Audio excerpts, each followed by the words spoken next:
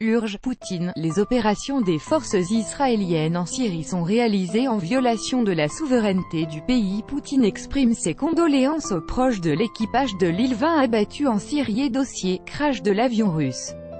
Il-20 en Syrie, 15. Le président russe a exprimé ses profondes condoléances aux proches et collègues des membres de l'équipage de l'Il-20 abattu en Syrie, a fait savoir le porte-parole du Kremlin.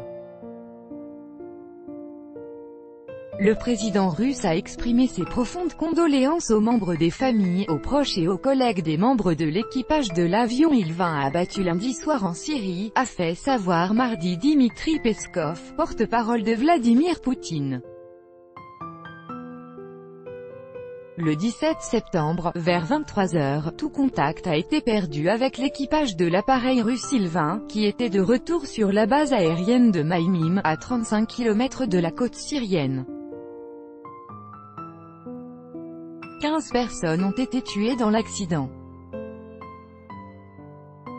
La perte de tout contact avec l'appareil a coïncidé avec les frappes de l'aviation israélienne contre la Syrie et le tir de missiles depuis un navire français, a précisé la défense russe.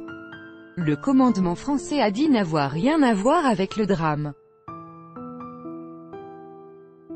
Menant des frappes en Syrie, des pilotes israéliens se sont abrités derrière l'avion russe Il-20 qui s'est retrouvé sous le feu des systèmes de défense aérienne syriens S-200, a déclaré mardi le porte-parole du ministère russe de la Défense, Igor Konatchenkov.